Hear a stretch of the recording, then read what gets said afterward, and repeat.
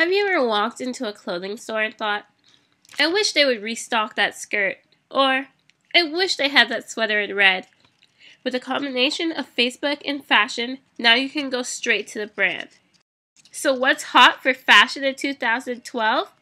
Prints, pleats, androgyny, and Facebook. This is Fashion and Facebook by Avery Barnes and Shanika Dakwa. Social media has taken the relationship a step farther. It provides real-time feedback on what consumers want and what they don't.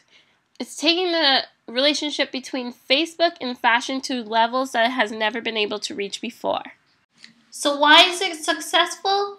It's opened up a way to start a two-way conversation. Before, marketers just used to yell their message out without expecting a response from the audience. Now, consumers are able to start a conversation with the fashion brands that they love. They're able to comment, make reviews, and state their opinions on how they would like something to be changed. Brands are taking advantage of this and are crowdsourcing a lot, which I'll talk a bit more about in the next slide.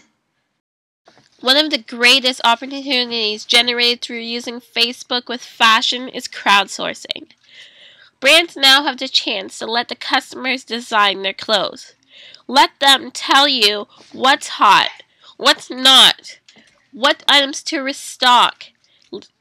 If instead of going off your own intuition and thinking about what you should be doing and not having enough of a product or overstocking a product, let the customers point you in the right direction. Our first brand example is Coach. Coach is a luxury brand using Facebook in a unique way. They have something called Spotted, where they display celebrities wearing Coach. It gives users information of what the celebrities are wearing and who the celebrities are and maybe even where they were wearing it. They also have a link that directs you straight to the Coach website with the item and where you can actually purchase it. The second brand example is Novelino, a local store in downtown Kingston. They're doing things a bit differently. What they're doing are sending out invites. They already know that the people who are on their page or people who like the brand are following it. So why not send them an invite to come out to your store when you're having your big sale of the week or for a certain holiday? Something else that Novelino does is use local models. The models are displayed on the Facebook page in the photos wearing the Novelino clothing. This connects the consumers to the brand even more if they were to see someone that they know wearing the clothing, and it builds a relationship between the brand and the consumer. The third example is Urban Outfitters. They've really taken advantage of contests. One contest that Avery and I really looked into was how you wore it. They know, even though they might have a whole bunch of people buying the same article of clothing, it doesn't mean they all wore it the same. They invited consumers to take pictures of themselves wearing the clothing, add it to the Facebook page, and the best photo was giving a $1,000 gift card to Urban Outfitters. Urban Outfitters also has Music Mondays. They offer free music on Mondays to their consumers. They know who their target is. They're trendy people. They listen to music. So they're not only going to offer them their products all the time. They're not going to be selling all the time. They need to do other things on their page that's going to attract their customer and make the brand feel more like an actual human being on Facebook. The last brand that we looked into was Northern Reflections. The first thing we noticed was they have their catalog right on their Facebook page. You could click it and it opens up a PDF with information of what they're selling at that time.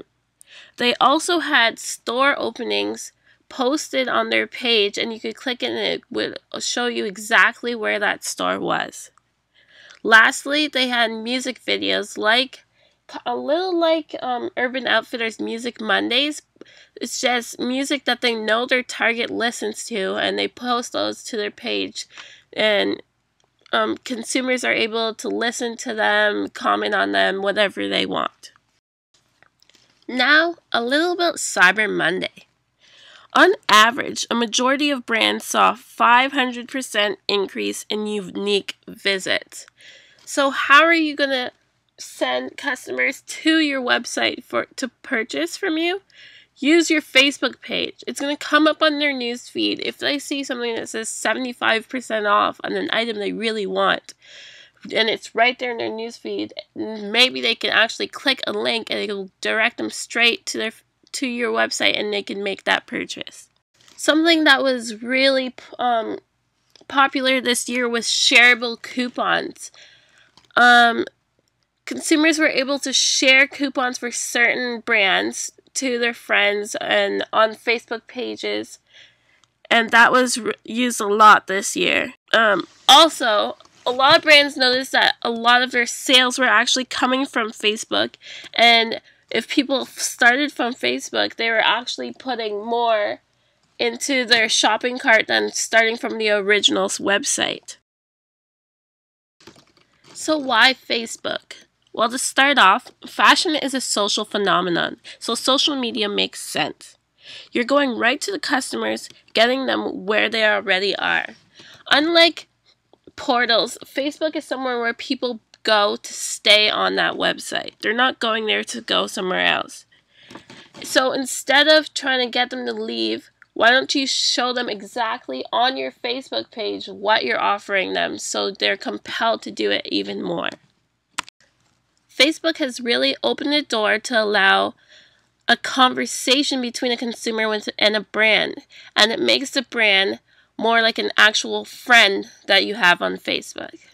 Thank you for listening to our presentation.